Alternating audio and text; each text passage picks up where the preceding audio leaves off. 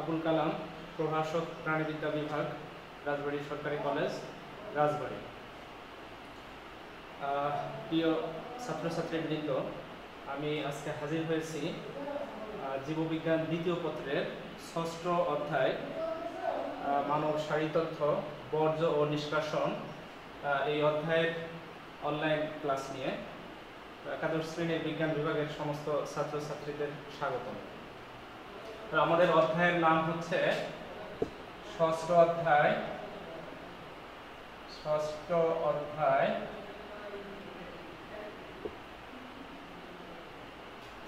মানব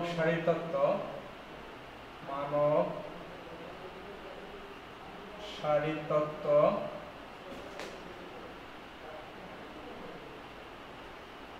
বর্জ্য ও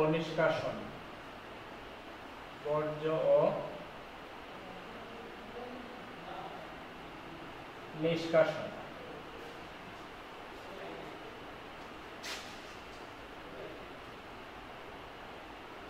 প্রথমেই বলি যে অধ্যায় পড়ে আমরা আসলে কি জানতে পারবো। এই অধ্যায় পাঠে আমরা জানতে পারবো রেচন কি,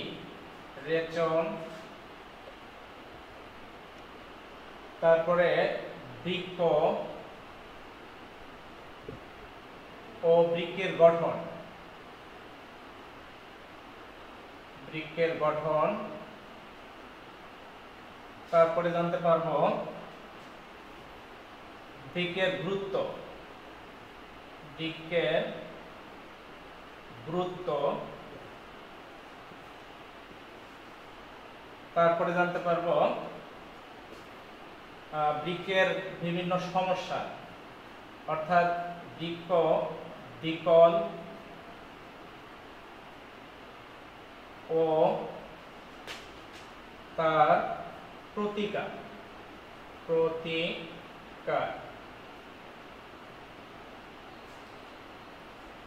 আজকের ক্লাসে আমি এই 4টি বিষয়ে তোমাদের সামনে তুলে ধরব।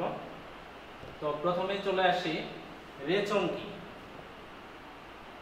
মানে রেচন হচ্ছে মানবদেহের একটি অতি গুরুত্বপূর্ণ শারীরবৃত্তিক প্রক্রিয়া, যে প্রক্রিয়ায় মানবদেহ থেকে নাইট্রোজেন গঠিত বর্জ্য পদার্থ নিষ্কাশিত হয়।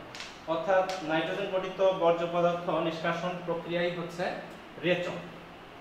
তো রেচন যে অঙ্গতন্ত্রের মাধ্যমে সম্পন্ন হয় সেই অঙ্গতন্ত্রকেই বলা হয় রেচনতন্ত্র। আমরা একটু রেচনতন্ত্র কি একটু দেখে নেই। আমরা রেচনতন্ত্র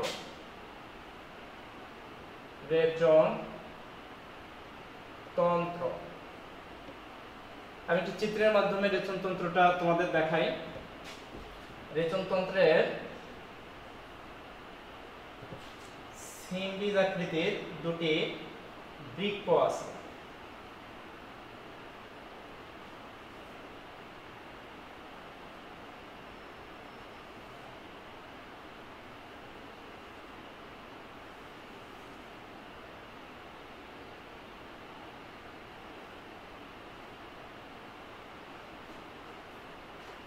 রেচনতন্ত্রের অঙ্গগুলি হচ্ছে, প্রধান অঙ্গ হচ্ছে বৃক্ক।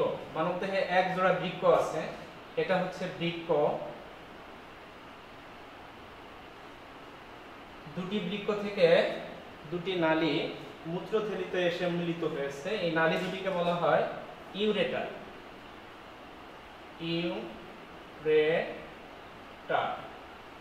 দুটি ইউরেটার একটি থলিতে এসে মিলিত হয়েছে, থলিটিকে বলা হয় মূত্রথলি।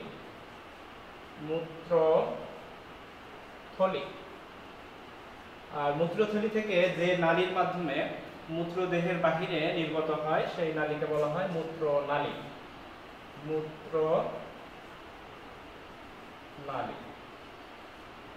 তাহলে রেচনতন্ত্রের অঙ্গগুলি আমরা কি কি পেলাম? যে একজোড়া বৃক্ক, প্রতিটা বৃক্ক থেকে এক একটি নালী বের হয় যাকে বলা হয় ইউরেটার, অর্থাৎ একজোড়া ইউরেটার। তারপরে একটি মূত্রথলি এবং একটি মূত্রনালী নিয়ে মানবদেহের রেচনতন্ত্র গঠিত। এই তন্ত্রের মাধ্যমেই মানবদেহের 80% রেচন দ্রব্য দেহের বাহিরে নির্গত হয়। আমরা একে একে রেচনতন্ত্রের প্রধান অঙ্গগুলি দেখব। প্রথমেই আসে এখানে লিখেছি বৃক্ক ও বৃক্কের গঠন। আমরা এখান থেকে বৃক্ক এবং বৃক্কের গঠনটাকে আমরা দেখি। তো বৃক্কের গঠন সম্পর্কে জানতে হলে আমাদের বৃক্কের একটি লম্বচ্ছেদের চিত্র অঙ্কন করতে হবে। আমরা একটু অঙ্কন, তোমাদেরও শিক্ষার্থীবৃন্দ তোমাদেরও চিত্র অঙ্কন করতে হবে, কারণ বায়োলজি পড়তে হলে অবশ্যই চিত্র অঙ্কন শিখতে হবে ভালো করে, এবং প্রয়োজনে আমার সাথে সাথে তোমরা চিত্র অঙ্কনের প্র্যাকটিস করতে পারো। তাহলে আমি চলে যাচ্ছি বৃক্কের লম্বচ্ছেদের চিত্রে। বৃক্কের লম্বচ্ছেদ, বৃক্কের লম্বচ্ছেদ।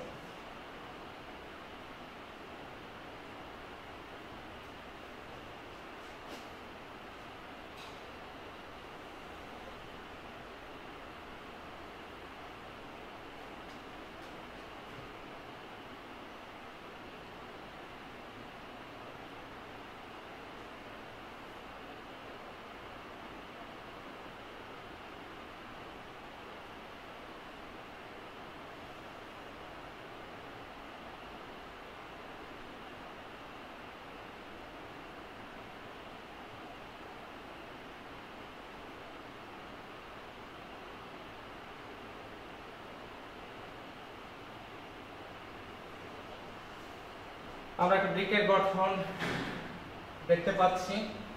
বৃক্কের বাহিরে একটি আবরণ আছে, এই আবরণটিকে বলা হয় ক্যাপসুল। ক্যাপসুল। বৃক্কের লম্বচ্ছেদে দুটি অংশ দেখা যায়, উপরে একটি অংশ, নিচে একটি অংশ। উপরের অংশকে বলা হয় কর্টেক্স। কর্টেক্স। ভিতরের অংশকে বলা হয় মেডুলা। মেডুলা। মেডুলার অভ্যন্তরে আমরা 8 থেকে 18টি পিরামিড দেখতে পাই, যে পিরামিডগুলিকে বলা হয় রেনাল পিরামিড। আমরা একটু রেনাল পিরামিডের চিত্রগুলো দেখি। Renal pyramid.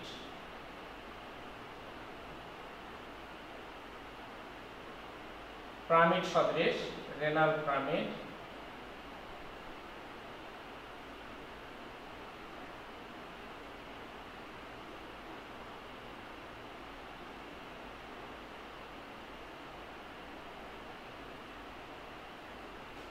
রেনাল পিরামিড সংখ্যায় 8 থেকে 18টি।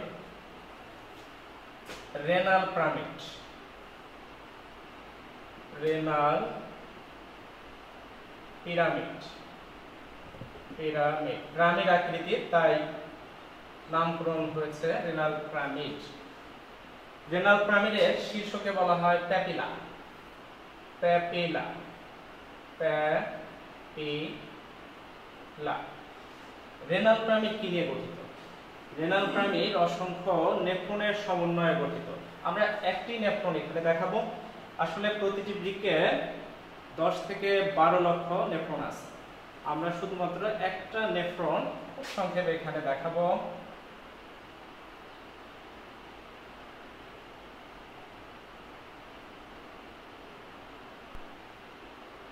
পরবর্তীতে আমরা নেফ্রনের বিস্তারিত চিত্র আসবো। এখানে শুধুমাত্র সংক্ষেপে আমি একটি নেফ্রন দেখালাম। এটা নেফ্রন।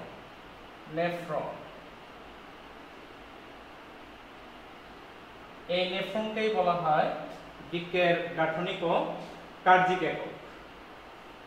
আমরা দেখতে পাচ্ছি যে নেফ্রন মেরুলা অংশে এর কিছু অংশ অবস্থিত, আবার কর্টেক্স অঞ্চলে এর কিছু অংশ অবস্থিত। বৃক্কের থেকে যে নালীটি নিচের দিকে আমরা দেখতে পাচ্ছি, এই নালীর নামই হচ্ছে ইউরেটার। ইউরেটার। আমরা কিন্তু বৃক্কের লম্বচ্ছেদে চিহ্নিত চিত্র অঙ্কন শেষ করলাম।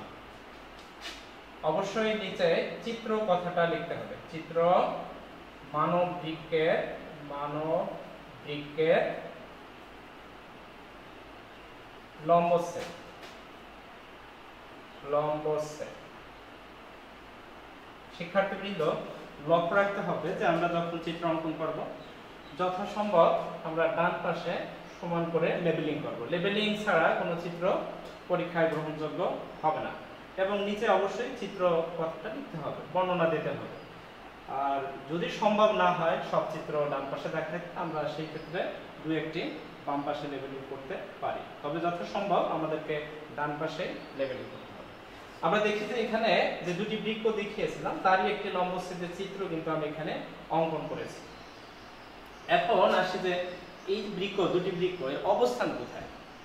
মানবদেহে এই দুটি বৃক্কের অবস্থান হচ্ছে পরশুকার নিচে মেরুদণ্ডের দুপাশে উদর গহ্বরের উপরের দিকে মানবদেহে এই দুটি বৃক্ক অবস্থিত। বাম পাশের বৃক্কটি একটু উপরে আর ডান পাশের বৃক্কটি একটু নিচে অবস্থান করে। তো এই বৃক্কের গড় ওজন হচ্ছে, গড় ওজনের কথা আমরা যদি বলি, এই চিত্রটি ছিল হচ্ছে, সব চিত্রে নিয়ে নামকরণ করতে হবে। এই চিত্র হচ্ছে রেচনতন্ত্র, মানবদেহের রেচনতন্ত্র, মানবদেহের রেচনতন্ত্র, রেচনতন্ত্র, মানবদেহের রেচনতন্ত্র। তো আমরা বলেছি যে বৃক্কের অবস্থান বলেছি, বৃক্কের ওজন, বৃক্কের ওজন গড় ওজন 150 গ্রাম বলা হয়, কিন্তু পুরুষে কিছুটা বেশি থাকে, স্ত্রীতে কিছুটা কম থাকে। পুরুষে হচ্ছে এটা 150 থেকে 180 গ্রাম পর্যন্ত, আর স্ত্রী লোকে এটা 130 থেকে 150 গ্রাম পর্যন্ত, গড় 150 গ্রাম বলা যায়। বৃক্কের রং হচ্ছে লালচে খয়েরি বর্ণের। তো বৃক্কের গঠন শেষে আমরা আসি যে বৃক্কের যে নেফ্রনের কথা বললাম, অর্থাৎ বৃক্কের গাঠনিক ও কার্যিক একক, এর একটু গঠনটা আমরা একটু চিত্রের মাধ্যমে দেখে নিই। শিক্ষার্থীবৃন্দ, তোমাদের আবারও একটি চিত্র অঙ্কন করতে হবে আমার সাথে সাথে, কারণ বায়োলজি শিখতে হলে অবশ্যই চিত্রকে প্রাধান্য দিতে হবে এবং পরীক্ষাতেও তোমাদেরকে চিত্র অঙ্কন করে তারপরে নিচে এর বর্ণনা দিতে হবে। সুতরাং চিত্র খুবই গুরুত্বপূর্ণ। আমি এখান থেকে আসলে নেফ্রনটাকে পাশে নিয়ে একটু বড় করে দেখাবো। পরীক্ষাতে এটা উল্লেখ থাকে যে বৃক্কের গাঠনিক ও কার্যিক এককের বর্ণনা দাও বা গঠন বর্ণনা করো, তখন অবশ্যই চিত্র অঙ্কন করতে হবে। তাহলে আমরা নেফ্রনের চিত্রে আসি।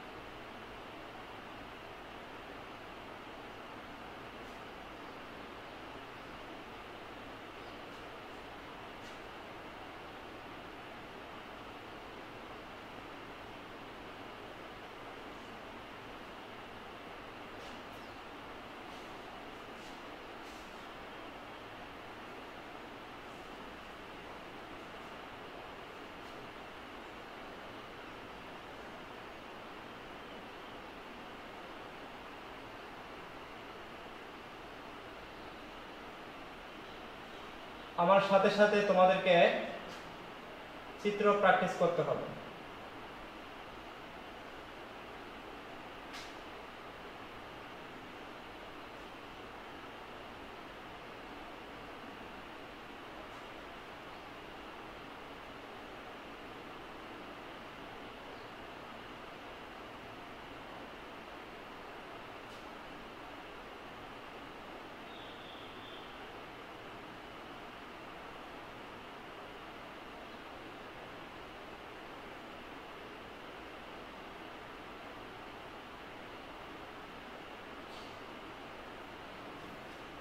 হয়ে গেল একটি নেফ্রনের চিত্র।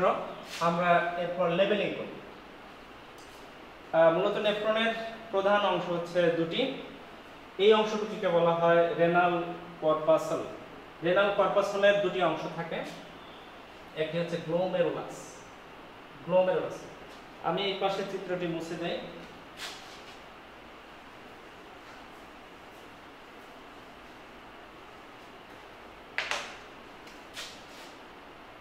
গ্লোমেরুলাস,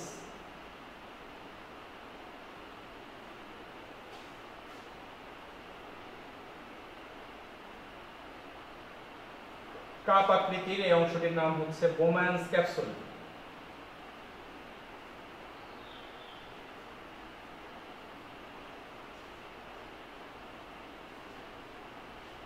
এই দুটিকে একসাথে বলা হয় রেনাল কর্পাসল।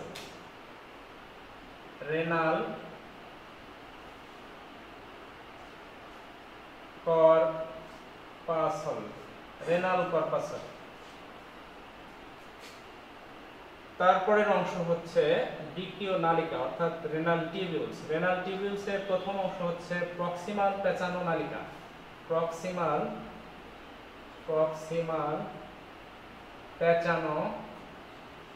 পেঁচানো নালিকা। প্রক্সিমাল পেঁচানো নালিকা। তারপর আমরা দেখতে পাচ্ছি যে এখানে ইউ আকৃতির একটি লুপ দেখা যাচ্ছে। এই লুপটাকে বলা হয় loop of Henley. Loop of Henley বা হেনলির লুপ। লুপ অফ হেনলি বা হেনলির লুপ। পরের অংশকে বলা হয় ডিস্টাল পেঁচানো নালিকা। এই অংশটা হচ্ছে ডিস্টাল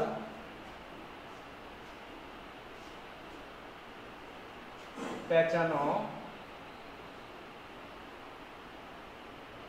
নালিকা।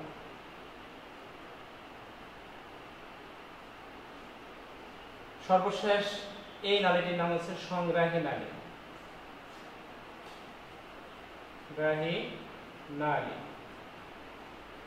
সংগ্রাহী নালী। চিত্র হচ্ছে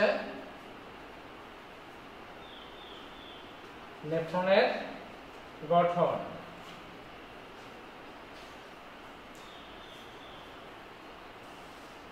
নেফ্রনের গঠন। এবার আমি এইটা হচ্ছে এফারেন্ট ধমনিকা।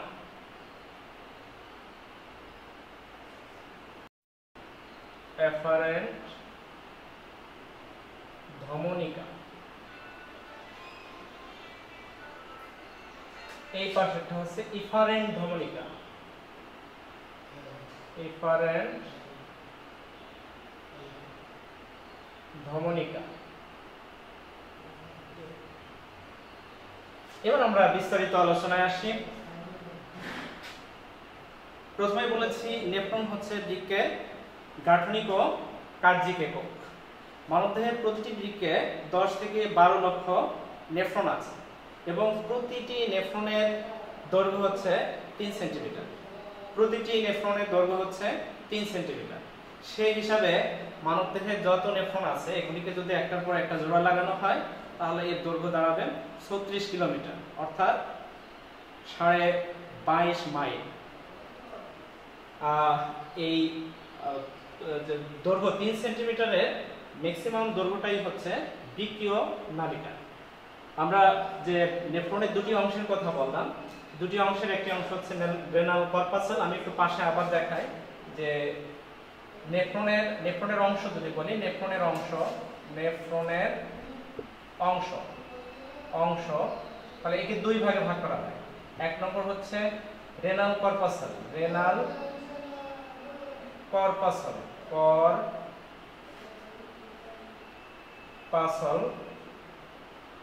যার অংশ আছে হচ্ছে গ্লোমেরুলাস।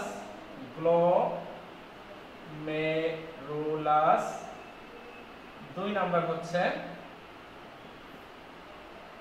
Bowman's capsule.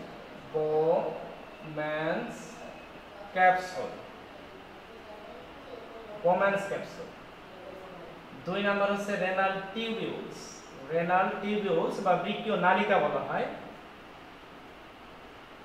টিউবিউলস এর অংশ হচ্ছে 3টি। এক নম্বর হচ্ছে প্রক্সিমাল পেঁচানো নালিকা। প্রক্সিমাল পেঁচানো নালিকা। 2 নাম্বার হচ্ছে লুপ অফ হেনলি। 3 নাম্বার হচ্ছে ডিস্টাল পেঁচানো নালিকা। ডিস্টাল পেঁচানো নালিকা। 4 নাম্বার হচ্ছে সংগ্রাহী নালী। সংগ্রাহী নালী।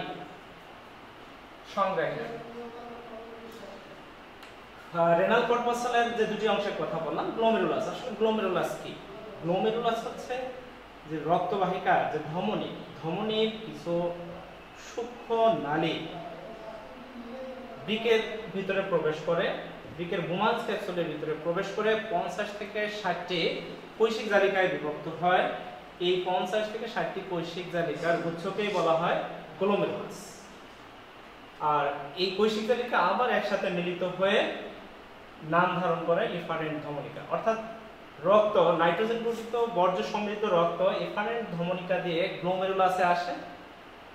তারপর নাইট্রোজেন গঠিত বর্জ্য মুক্ত অর্থাৎ বিশুদ্ধ রক্ত এফারেন্ট ধমনিকা দিয়ে সারা দেহে ফিরে যায়। আর এই কারণেই বৃক্ক তথা নেফ্রনকে বলা হয় ছাকন অঙ্গ। অর্থাৎ বৃক্ক হচ্ছে ছাকন অঙ্গ। এর কাজ হচ্ছে মূত্র থেকে নাইট্রোজেন গঠিত বর্জ্যকে সেকে আলাদা করা।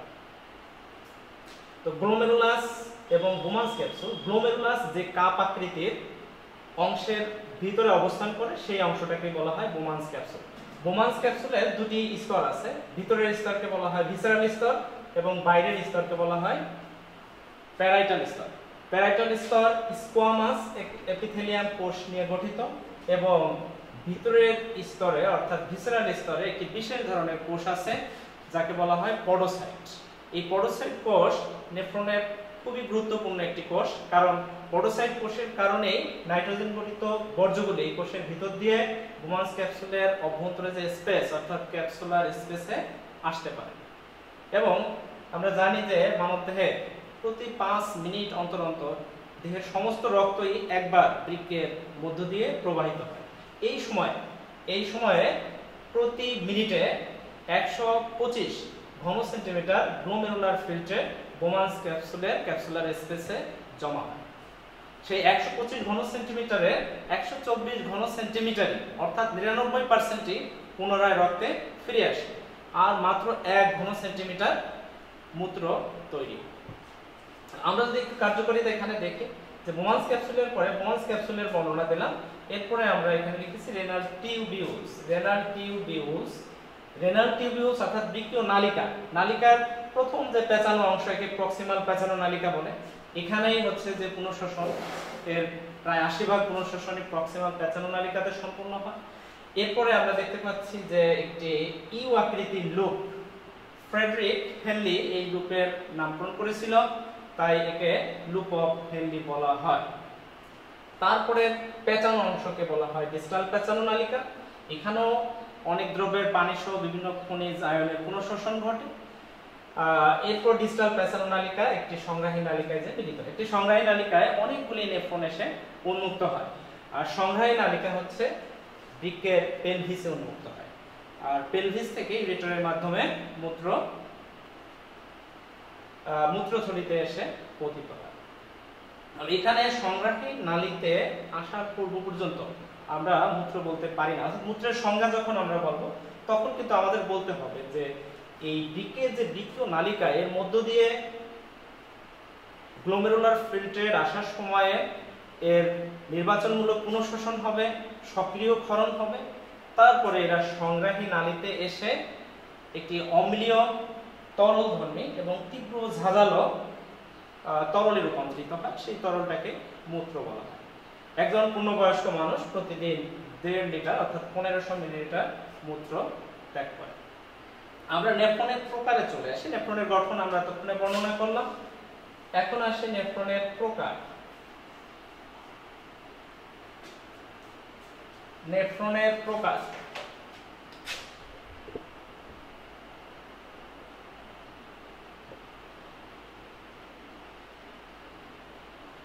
নেফ্রনের প্রকার অবস্থানের উপর ভিত্তি করে নেফ্রন 3 প্রকার। এক নম্বর হচ্ছে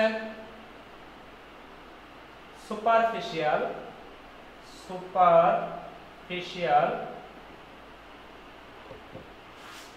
কর্টিক্যাল কর্টিক্যাল নেফ্রন। 2 নাম্বার হচ্ছে mid cortical nephron, mid cortical nephron. 3 number হচ্ছে জাক্সটামেডুলারি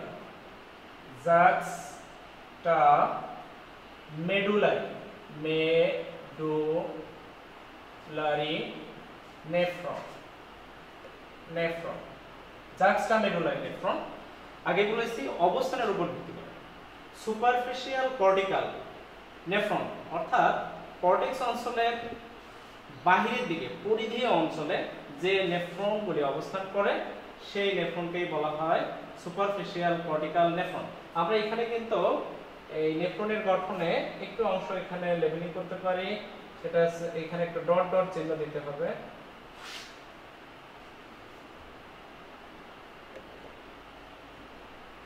নেফ্রনের এই অংশটা হচ্ছে অর্থাৎ রেনাল কর্পাসেল অংশ যে অংশে থাকে সেই অংশ হচ্ছে কর্টেক্স।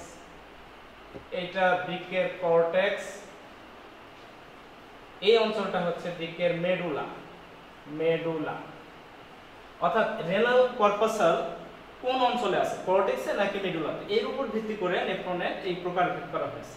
সুপারফিশিয়াল কর্টিক্যাল নেফ্রন মানে হচ্ছে যে নেফ্রনের রেনাল কর্পাসেল অংশ কর্টেক্স অঞ্চলের পরিধীয় অঞ্চলে অর্থাৎ সুপারফিশিয়াল অঞ্চলে অবস্থান করে। অধিকাংশ নেফ্রনই 85% নেফ্রনই হচ্ছে সুপারফিশিয়াল কর্টিক্যাল নেফ্রন। স্বাভাবিক অবস্থায় এই নেফ্রনগুলাই মানুষের মূত্র সৃষ্টি করে থাকে। মিড কর্টিক্যাল নেফ্রন, টোটাল নেফ্রনের মাত্র 5% হচ্ছে মিড কর্টিক্যাল নেফ্রন, অর্থাৎ এদের রেনাল কর্পাসেল অংশটা কর্টেক্সের মাঝামাঝি অঞ্চলে অবস্থান করে। আর জাক্সটামেডুলারি নেফ্রন যেগুলি তাদের রেনাল কর্পাসেল অঞ্চলটা মেডুলা এবং কর্টেক্সের যে সংযোগস্থল সেই সংযোগস্থলের সামান্য উপরে অবস্থান করে। সব রেনাল কর্পাসেলই কিন্তু কর্টেক্স অঞ্চলে অবস্থান করে, যেগুলি জাক্সটামেডুলারি সেগুলি সংযোগস্থলের কিছুটা উপরে, যেগুলি মিড কর্টিক্যাল সেগুলি মাঝামাঝি, আর যেগুলি সুপারফিশিয়াল বলেছে এগুলি পরিধীয় অঞ্চলে। আমি চিত্রটা এঁকেছি, এটা স্বাভাবিক নেফ্রন অর্থাৎ superficial cortical nephron. Superficial cortical nephron হচ্ছে 85%, মিড কর্টিক্যাল হচ্ছে 5% বলেছে, আর জাক্সটামেডুলারি হচ্ছে 10%। জরুরি প্রয়োজনে জাক্সটামেডুলারি নেফ্রনগুলি মানুষের মূত্র সৃষ্টি করে। এই ছিল হচ্ছে নেফ্রনের প্রকারভেদ। আমরা এখন আসি যে এই নেফ্রনের মধ্য দিয়ে কিভাবে মূত্র সৃষ্টি হয়, অর্থাৎ মূত্র সৃষ্টির প্রক্রিয়াটা একটু দেখি। মূত্র সৃষ্টির প্রক্রিয়া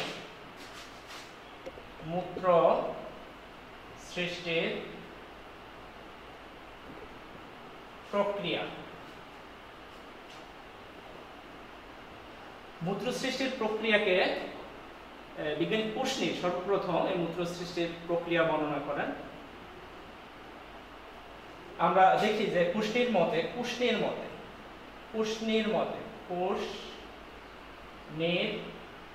মতে মূত্র সৃষ্টির প্রক্রিয়াকে 3টি পর্যায়ে ভাগ করা হয়। 1 নাম্বার হচ্ছে অতি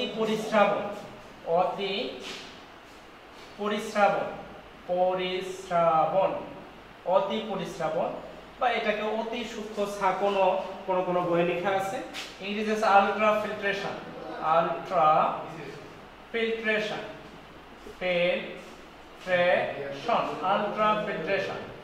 2 নাম্বার হচ্ছে নির্বাচনমূলক পুনঃশোষণ।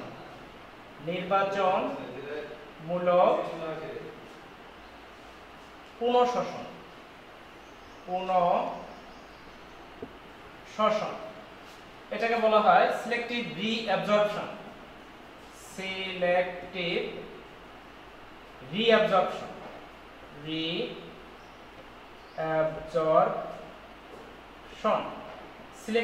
রিঅ্যাবজর্পশন।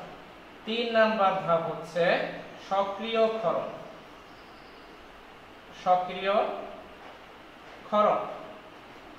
অ্যাক্টিভ সিক্রেশন, ইংরেজিতে অ্যাক্টিভ সিক্রেশন। Active secretion.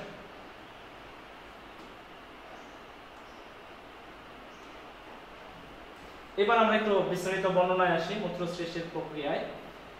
প্রথমে বলেছি অতি পরিশ্রাবণ। পুষ্টির মতে প্রতি 5 মিনিটে, আগেও বলেছি যে প্রতি 5 মিনিটে মানবদেহের সমস্ত রক্ত বৃক্কের মধ্য দিয়ে প্রবাহিত হয়। রক্তগুলি প্রথমে নাইট্রোজেন গঠিত বর্জ্য সমৃদ্ধ রক্ত এফারেন্ট ধমনিকা দিয়ে গ্লোমেরুলাসে এসে উপস্থিত হয়। গ্লোমেরুলাসে যখন রক্ত আসে তখন এখানে হাইড্রোস্ট্যাটিক চাপটা বেড়ে যায়। এই হাইড্রোস্ট্যাটিক চাপে রক্তের কিছু উপাদান, রক্তকণিকা এবং প্রোটিন ছাড়া, কারণ এগুলি বড় আকারের অণু, এগুলি ছাড়া অবশিষ্ট সব অংশই গ্লোমেরুলাসের যে ছাঁকনি, এই ছাঁকনি যন্ত্রের ভিতর দিয়ে থেকে বোমান্স ক্যাপসুলার স্পেসে এসে অবস্থান করে। এই তরলকে বলা হয় গ্লোমেরুলার ফিল্ট্রেট এবং প্রতি মিনিটে 125 ঘন centimetre glomerular filtrate Bowman's capsular স্পেসে জমা হয়। এটাকেই বলা হয় অতি পরিশ্রাবণ বা আলট্রাফিল্ট্রেশন। নির্বাচনমূলক পুনঃশোষণ। নির্বাচনমূলক পুনঃশোষণ হচ্ছে যে বৃক্কীয় নালিকা, এই বৃক্কীয় নালিকার চারিদিকে কৈশিক জালিকা আছে। কৈশিক জালিকা যেগুলিকে বলা হয় পেরিটিবিউলার ক্যাপিলারি। পেরিটিবিউলার ক্যাপিলারি, এই পেরিটিবিউলার ক্যাপিলারি প্রক্সিমাল প্যাচানো নালিকা, হেনলি লুপ, ডিস্টাল প্যাচানো নালিকা থেকে যে রক্তের প্রয়োজনীয় উপাদানগুলি সেগুলি ব্যাপক প্রক্রিয়ায় পুনরায় শোষণ করে নেয়। এটাকে বলা হয় নির্বাচনমূলক পুনঃশোষণ বা সিলেক্টিভ রিঅ্যাবজর্পশন। এই শোষণটা অধিকাংশ অর্থাৎ 80% ঘটে হচ্ছে প্রক্সিমাল প্যাচানো নালিকা, অবশিষ্টটা লুপ অফ হেনলি, ডিস্টাল প্যাচানো নালিকা এবং সংগ্রাহী নালীতে সম্পন্ন হয়। সক্রিয় ক্ষরণ। সক্রিয় ক্ষরণ হচ্ছে যে চারিদিকে যে কৈশিক জালিকার কথা বললাম, কৈশিক জালিকা যেমন প্রয়োজনীয় উপাদান শোষণ করে নেয় ব্যাপন প্রক্রিয়ায়, একইভাবে সেই কৈশিক জালিকাতে যে সব অবাঞ্ছিত অর্থাৎ নাইট্রোজেন গঠিত বর্জ্য পদার্থ থাকে, সেই বর্জ্যগুলি সক্রিয় ক্ষরণ প্রক্রিয়ায় সরাসরি বৃক্কীয় নালীতে খরিত হয়। অর্থাৎ বোমান্স ক্যাপসুল হয়ে আসে না, আলট্রাফিল্ট্রেশন হয়ে আসে না, সরাসরি বৃক্কীয় নালিকাগুলিতে খরিত হয়। এগুলিকেই বলা হয় সক্রিয় ক্ষরণ বা অ্যাক্টিভ সিক্রেশন। তো সবশেষে যে 125 ঘন সেন্টিমিটার ছিল তার 124 ঘন সেন্টিমিটারই নির্বাচনমূলক পুনঃশোষণ এবং সক্রিয় ক্ষরণের মাধ্যমে পুনঃশোষিত হলো এবং যে 1 ঘন সেন্টিমিটার সেটা সংগ্রাহী নালীতে এসে পতিত হয়, যাকে মূত্র বলা হয়। তাহলে আমরা এতক্ষণে দেখলাম যে বৃক্কের অভ্যন্তরে অর্থাৎ নেফ্রনে কিভাবে মূত্র সৃষ্টি হয়, মূত্র সৃষ্টির প্রক্রিয়াটা আমরা দেখলাম। তো শিক্ষার্থীবৃন্দ, আমরা বৃক্কের গঠনে কিন্তু আমরা শেষ করলাম যে বৃক্কের গঠন, নেফ্রনের গঠন, বৃক্কে কিভাবে মূত্র সৃষ্টি হয়, এই বিষয়গুলি কিন্তু আমরা এতক্ষণে আলোচনা করলাম। এখন আসবো বৃক্কের সমস্যাগুলি। আসলে আমাদের বৃক্ক আমরা জানি, সবাই জানি যে কিডনি নামে বেশি পরিচিত, যে বিভিন্ন ধরনের সমস্যা হয়ে থাকে এবং এই সমস্যা নিয়ে আমরা প্রতিনিয়তই বিভিন্ন ধরনের সমস্যার সম্মুখীন হই। এই কারণে আমরা এখন বৃক্কের সমস্যা নিয়ে আলোচনা করব এবং সেই সমস্যার প্রতিকারের কি উপায় আছে সেগুলিও আমরা দেখব। আমি চিত্র মুছে দিলাম, আমরা সরাসরি চলে যাব বৃক্কের সমস্যা নিয়ে। বৃক্কের সমস্যা এখানে বৃক্ক বিকল বলা হচ্ছে। আমরা তোমাদের বইয়ের সিলেবাস অনুসারে বৃক্কের তাৎক্ষণিক বিকল নিয়ে আলোচনা করব। বৃক্কের তাৎক্ষণিক বিকল, তাৎক্ষণিক বিকল, বিকল বৃক্ক বিকল বলতে বোঝাচ্ছে যে যে কারণেই হোক না কেন বৃক্ক যদি নাইট্রোজেন গঠিত বর্জ্য অপসারণে ব্যর্থ হয় তাহলে সেটাকে বৃক্ক বিকল বলা হয়। এই বৃক্ক বিকলকে দুই ভাগে ভাগ করা হয়, একটা হচ্ছে তাৎক্ষণিক বৃক্ক বিকল, একটা হচ্ছে দীর্ঘক্ষণিক বৃক্ক বিকল। তাৎক্ষণিক বৃক্ক বিকল বলতে বোঝায় যে যদি 48 ঘন্টার ভিতরে বৃক্ক নাইট্রোজেন গঠিত বর্জ্য অপসারণে ব্যর্থ হলে তাকে বলা হয় তাৎক্ষণিক বিকল। আর যদি বহু বছর ধরে ধরে ধরে ধরে বৃক্ক যদি এই সমস্যাগুলি সৃষ্টি হয় তাহলে সেটাকে বলা হয় বৃক্কের দীর্ঘক্ষণিক বিকল। তাহলে আমাদের এই বইয়ের যে সিলেবাসে আছে হচ্ছে বৃক্কের তাৎক্ষণিক বিকল। আমরা তাৎক্ষণিক বিকলে চলে আসি। তাহলে তাৎক্ষণিক বিকল হচ্ছে 48 ঘন্টার মধ্যে এই বৃক্ক নাইট্রোজেন গঠিত বর্জ্য অপসারণে ব্যর্থ হয়। আসলে ব্যর্থ হয় কেন? ব্যর্থ হওয়ার কি কি কারণ থাকতে পারে? কারণগুলো হতে পারে একটা বৃক্ক পূর্ব, অর্থাৎ বৃক্কে রক্তই আসবে না, তখন বৃক্ক তো আর পারবে না নাইট্রোজেন গঠিত বর্জ্য অপসারণ করতে। এটা হচ্ছে কোনো অ্যাক্সিডেন্ট হলে যদি দেহ থেকে পর্যাপ্ত রক্তপাত হয় সেই ক্ষেত্রে এই বৃক্ক বিকল দেখা দিতে পারে। একটাকে বলা হয় বৃক্কীয় পর্ব। বৃক্কীয় পর্ব হচ্ছে যে হয়তো বৃক্কেরই সমস্যা, বৃক্কের যে শাকন যন্ত্র গ্লোমেরুলাস এগুলি নষ্ট হয়ে গেছে, অথবা বৃক্কের ভিতরে বৃক্ক পাথর সৃষ্টি হয়েছে।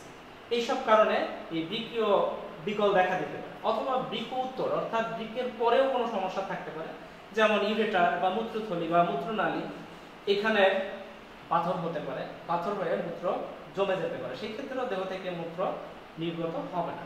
তো এইসব সমস্যা আসলে আমরা প্রতিকার কি, আমরা প্রতিকারটা নিয়ে আলোচনা করব। প্রতিকার তাহলে তাৎক্ষণিক বিকল প্রতিকারের উপায়, প্রতিকারের উপায়।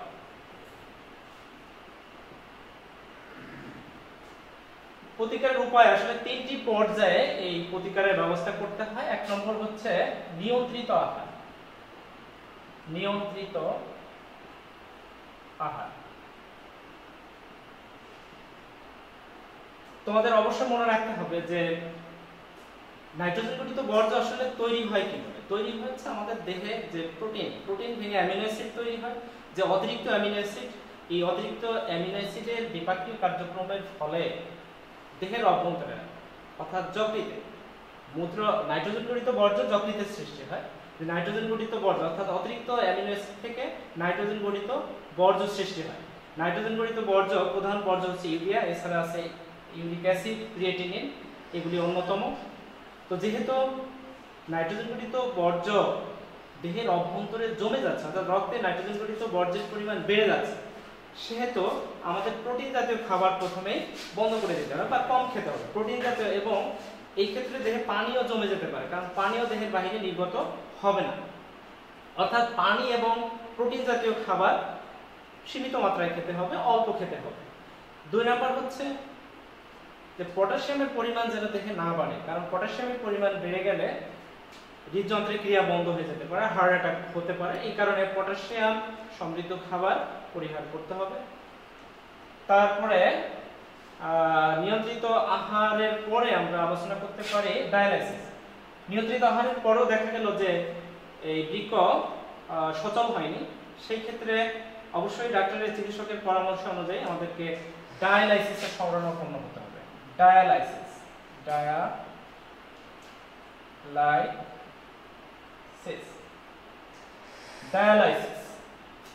ডায়ালাইসিস আবার 2 রকমের আছে। এক হচ্ছে হিমোডায়ালাইসিস, হিমোডায়ালাইসিস।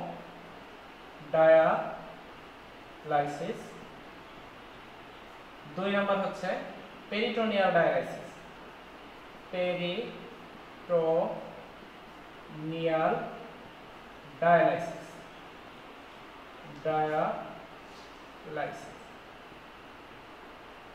আমি তোমাদেরকে একটি চিত্রের মাধ্যমে, সহজ চিত্রের মাধ্যমে ডায়ালাইসিসটা একটু ব্যাখ্যা করব।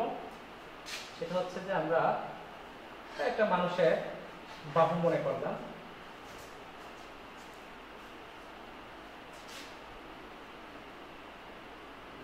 একটা বাহু, এখান থেকে আসলে ধমনী থেকে একটা ক্যাথেটার, ধমনীর সাথে একটা ক্যাথেটার সংযুক্ত করতে হয়। সেই ক্যাথেটারের এইখানে এসে এটা একটা নল, একটা পাম্প যন্ত্র থাকে, এটা একটা পাম্প যন্ত্র, এই পাম্প যন্ত্র ধমনী থেকে রক্তকে টেনে বের করে নিয়ে আসে। তারপরে এই নালীটা এখানে পেঁচানো থাকে, এভাবে পেঁচানো একটা নালী, আসলে এটা একটা পেঁচানো নালী, যাকে ডায়ালাইসিস টিউব বলা হয়। এই ডায়ালাইসিস টিউবটা পুনরায় আবার শিরার সাথে সংযোগ থাকে, এভাবে শিরার সাথে সংযোগ থাকে। এইখানে একটা বুদবুদ মেশিন যোগ করে দেওয়া হয়, কারণ এই যে রক্তগুলি যে চলে আসবে, এই রক্ত আসার পরে এই রক্তে বুদবুদ সৃষ্টি হতে পারে। সেই বুদবুদ মুক্ত করে বিশুদ্ধ রক্তকে পুনরায় দেহে প্রবেশ করানো হয়। আর এই অংশটা একটি দ্রবণের ভিতরে থাকে, এইখানে থাকে একটা দ্রবণ যাকে ডায়ালাইসেট বলা হয়। এই দ্রবণের এইখানে একটা ছিদ্র থাকে, প্রবেশ পথ থাকে, একটা নির্গমন পথ থাকে। প্রবেশ পথ দিয়ে ডায়ালাইসেট দ্রবণ প্রবেশ করানো যায়, নির্গমন পথ দিয়ে ব্যবহৃত ডায়ালাইসেট দ্রবণ বাহিরে বের হয়ে আসে। আমরা দেখাচ্ছি এই চিত্রটা আসলে হিমোডায়ালাইসিসের প্রক্রিয়াটা আমরা প্রথমে দেখাবো। Haemodialysis, haemodialysis, haemodialysis. তাহলে আমরা সরাসরি ব্যাখ্যায় চলে যাই। আসলে ডায়ালাইসিস হচ্ছে যে যেহেতু বৃক্ক কাজ করতে পারে না, এই বৃক্কেরই বিকল্প একটি কৃত্রিম বৃক্ক এখানে তৈরি করা হয় এবং এই দেহ থেকে পাম্প যন্ত্রের মাধ্যমে ধমনী থেকে রক্তকে টেনে বের করা হয়, পরে এই মেশিনের অভ্যন্তরে প্রবেশ করানো হয়। অর্থাৎ মেশিনের অভ্যন্তরে যে ডায়ালাইসেট দ্রবণ আছে, সেই ডায়ালাইসেট দ্রবণের অভ্যন্তরে এই নালীর ভিতর দিয়ে রক্তটা বাহিত। আর এই যন্ত্রের যে আমরা এখানে পাত্র দেখতে পাচ্ছি, প্রকোষ্ঠের ভিতরে ডায়ালাইসেট দ্রবণ থাকে। এই ডায়ালাইসেট দ্রবণটাকে অনেকটা রক্তের সমসত্ব দ্রবণও বলা হয়, কারণ রক্তের যে পিএইচ বাফার ক্ষমতা থাকে বা বিভিন্ন খনিজ আয়নের যে ঘনমাত্রা থাকে এখানেও তাই থাকে। তো যখন এই রক্তটা এই ডায়ালাইসেট দ্রবণের অভ্যন্তরে, এখানে আমরা বলছি এই দ্রবণটা আছে ডায়ালাইসেট,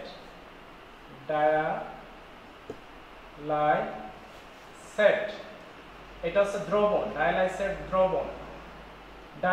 দ্রবণ। তাহলে এই পাম্প যন্ত্র রক্ত ভিতর দিয়ে যাচ্ছে, এদিকে আসছে। যখনই এর ভিতর দিয়ে যাবে তখন এই যে টিউবের কথা বললাম, এই নালী বা টিউবটা হচ্ছে বৈষম্য।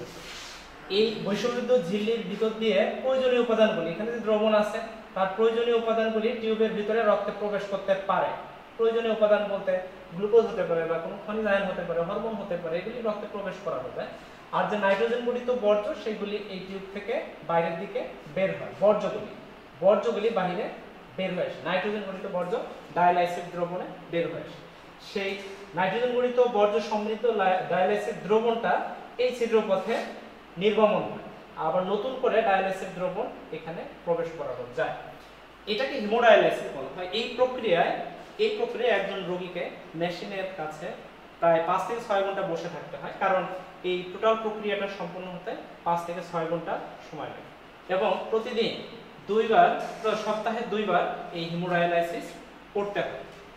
তো এবং এটা খুবই ব্যয়বহুল প্রক্রিয়া, কারণ বৃক্কের বিকলের ক্ষেত্রে ডায়ালাইসিসকে বলা হয়, যত প্রক্রিয়া আছে তার ভিতরে একে ব্যয়বহুল প্রক্রিয়ায় বলা হয়।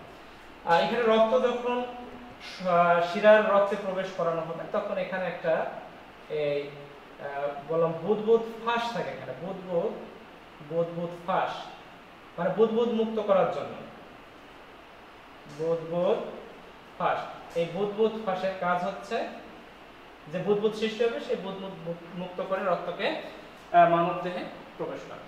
তাহলে শিক্ষার্থীবৃন্দ, আমরা কিন্তু খুবই সংক্ষেপে হিমোডায়ালাইসিসটা আমরা কিন্তু এখানে বর্ণনা করেছি। তার মানে ডায়ালাইসিস হলো যে দেহের রক্তকে একটি বৈষম্যিত ঝিল্লির ভিতর দিয়ে, একটি দ্রবণের ভিতর দিয়ে যখন বাহিত করা হয় তখন ওই রক্ত থেকে যে বর্জ্যগুলি আছে সেই বর্জ্যগুলি ব্যাপন প্রক্রিয়া এই বৈষম্যিত ঝিল্লির ভেদ করে ডায়ালাইসেট দ্রবণে আসাটাকে বলা হচ্ছে ডায়ালাইসিস। আর আমি এখানে যে প্রক্রিয়াটা দেখাচ্ছি সেটা হচ্ছে হিমোডায়ালাইসিস। রয়ে গেল peritoneal dialysis. Peritoneal dialysis haemodialysis থেকে অনেকটা সহজ এবং রোগীর জন্য এটা খুবই সহজসাধ্য। এই ক্ষেত্রে রোগীকে মেশিনের সামনে 5 থেকে 6 ঘন্টা বসে থাকতে হয় না, কারণ এই ক্ষেত্রে ডায়ালাইসিস দ্রবণকেই বরং তার দেহের অভ্যন্তরে প্রবেশ করানো হয়। আমরা জানি যে আমাদের দেহের অভ্যন্তরে এই যে দেহ গহ্বর আছে একে বলা হয় সিলম।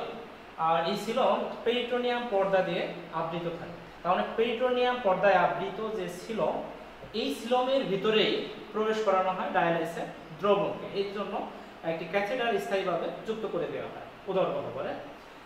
ডায়ালাইসিস দ্রবণ যখন প্রবেশ করানো হবে তখন এখানে এই কৃত্রিম বৈষম্যবৃদ্ধ ঝিল্লির পরিবর্তে এখানে প্রাকৃতিক একটি বৈষম্যবৃদ্ধ ঝিল্লি ব্যবহৃত হবে, সেটা হচ্ছে পেরিটোনিয়াম, যেটা আমাদের এই যে দেহ গহ্বর, এই দেহ গহ্বরের চারিদিকেই আছে।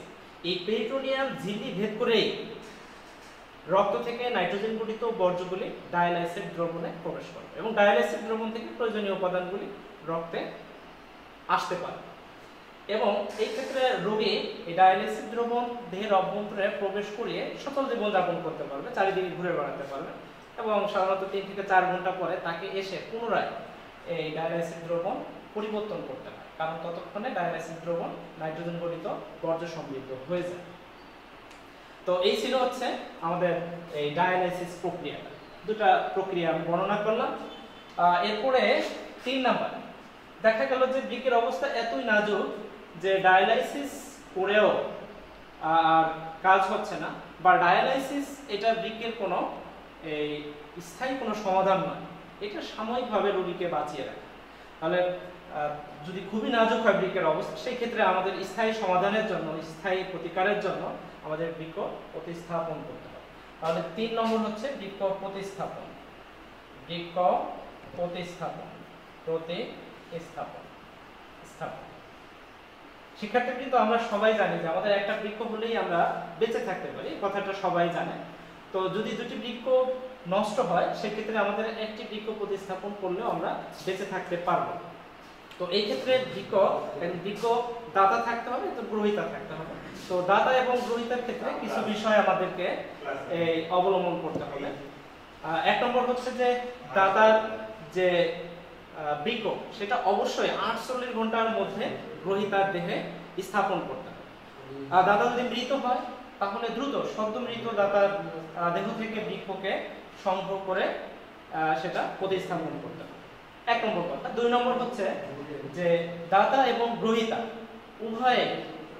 উভয়ে ব্লাড গ্রুপ একই হতে হবে এবং উভয়ের টিস্যু সিস্টেম যেটা, সেই টিস্যু সিস্টেম এক হতে হবে। 3 নম্বর হচ্ছে যে বৃক্কের যে নতুন দাতার যে বৃক্ক, এই বৃক্ক যেন অবশ্যই জীবাণুমুক্ত হয়, অর্থাৎ এইচআইভি বা অন্যান্য জীবাণু আক্রান্ত কিনা সেটা পরীক্ষা করতে হবে। সবশেষ কথা হচ্ছে যে বৃক্ক প্রতিস্থাপনে নৈতিকতার বিষয় জড়িত আছে। সেটা হচ্ছে অবশ্যই জোরপূর্বক বা শিশুদের দেহ থেকে বৃক্ক সংগ্রহ করা যাবে না, অর্থাৎ দাতা পূর্ণবয়স্ক হতে হবে এবং স্বেচ্ছায় বৃক্ক দিতে হবে। তো এইগুলো বৃক্ক প্রতিস্থাপনের শর্তগুলি। অনেক সময় দুটি বৃক্কে একটি বৃক্ক কাজ করতে পারে, আরেকটি কাজ নাও করতে পারে, সেই ক্ষেত্রে বৃক্ক প্রতিস্থাপনের প্রয়োজন নেই। আর বৃক্ক যদি আক্রান্ত না হয়, নতুন বৃক্ক প্রতিস্থাপনের পরে যদি পুরাতন বৃক্ক আক্রান্ত না হয় তাহলে পুরাতন বৃক্ক দুটিকে রেখেই দেওয়া হয়। আর যদি আক্রান্ত হওয়ার সম্ভাবনা থাকে তাহলে বৃক্ক দুটিকে কেটে ফেলা হয়। আর বৃক্ক প্রতিস্থাপন যখন করা হয় তখন এই বৃক্ক যেন মানবদেহের সাথে খাপ খাওয়াতে পারে, এই কারণে তাকে সারা জীবন কিছু ঔষধ সেবন করতে হয়। তাহলে শিক্ষার্থীবৃন্দ, আমরা এখানে বৃক্কের তাৎক্ষণিক বিকল নিয়ে আলোচনা করলাম। আমরা আরেকটি টপিক দিয়ে শেষ করব।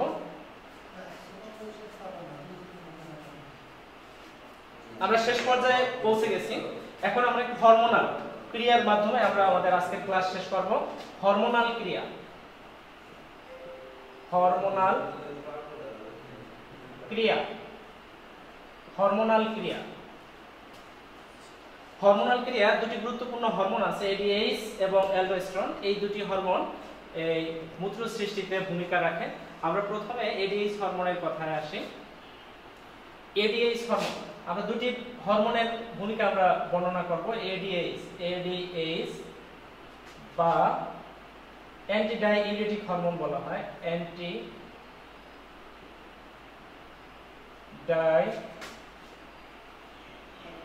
ডাইইউরেটিক হরমোন। আরেকটি হরমোনের ভূমিকা বর্ণনা করব, অ্যালডোস্টেরন।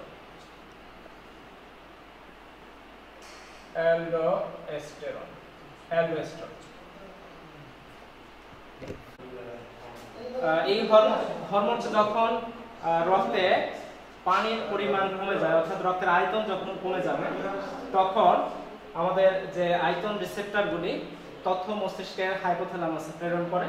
সেই হাইপোথ্যালামাস এই মস্তিষ্কের যে পিটুইটারি গ্রন্থি, এই পিটুইটারি গ্রন্থিকে এডিএইচ হরমোন ধরনে উদ্দীপ্ত করে, ফলে এডিএইচ হরমোন ক্ষরিত হয়। এডিএইচ হরমোন অ্যান্টিডাইরেটিক হরমোন কৈশিক নালিকার মাধ্যমে ডিস্টাল পেছানো নালিকায় এসে উপস্থিত হয় এবং ডিস্টাল পেছানো নালিকার পানি পুনঃশোষণ ক্ষমতা এরা বাড়িয়ে দেয়, ফলে পানি রক্তে ফিরে আসে, ফলে রক্তের আয়তন পুনরায় বেড়ে যায় এবং এই ক্ষেত্রে মূত্র অধিক ঘনমূত্র তৈরি হয়, যাকে হাইপারটনিক মূত্র বলা হয়। বিপরীত দিকে যদি দেহে রক্তের আয়তন যদি বেড়ে যায়, পানির পরিমাণ বেড়ে যায়, তাহলে এডিএইচ হরমোন কমে যায়। অন্যদিকে অ্যালডোস্টেরন হরমোন যদি রক্তের আয়তন বেড়ে যায়, রক্তের আয়তন যদি কমে যায়, অর্থাৎ পানির আয়তন যদি কমে যায়, তাহলে বৃক্কের জাক্সটাগ্লোমেরুলার কমপ্লেক্স থেকে রেনিন নামক একটি হরমোন খরিত হয়। এই রেনিন হরমোন রক্তে এসে রক্তের একটি প্লাজমা প্রোটিন অ্যানজিওটেনসিনকে অ্যানজিওটেনসিনে রূপান্তর করে। অ্যানজিওটেনসিন বৃক্কের অ্যাড্রেনাল কর্টেক্সের যে গ্রন্থি, সেই গ্রন্থি থেকে অ্যালডোস্টেরন হরমোন ক্ষরণে উদ্দীপ্ত করে, ফলে অ্যালডোস্টেরন হরমোন খরিত হয়। অ্যালডোস্টেরন হরমোন ডিস্টাল প্যাচানো নালিকাতে এসে সোডিয়াম আয়নের পুনঃশোষণকে বাড়িয়ে দেয়, ফলে সোডিয়াম আয়ন রক্তে ফিরে আসে। সোডিয়াম আয়ন রক্তে ফিরে আসলে রক্তের অবিশ্রবণী ক্ষমতা বেড়ে যায়, ফলে পুনঃশোষণ বেড়ে যায়, অর্থাৎ রক্তের আয়তন বেড়ে যায়। এভাবেই রক্তে পানির ভারসাম্য রক্ষিত হয়, যাকে অসমো রেগুলেশন বলা হয়। এভাবেই বৃক্ক অসমো রেগুলেশন প্রক্রিয়ায় ভূমিকা রাখে। শিক্ষার্থীবৃন্দ, আজকে এ পর্যন্তই। আগামী কোনো টপিকস নিয়ে আগামী ক্লাসে আবার হাজির হব। আচ্ছা, আপনি কি রেকর্ড করতেছেন? আমি এটা ধরে নিই। হ্যাঁ, হিসাব অর্ধ সাইডটা দেখলাম এক করে দিন। হ্যাঁ কিন্তু কলেজে না ফেসবুক ওটাতে তো কিছু হবে আচ্ছা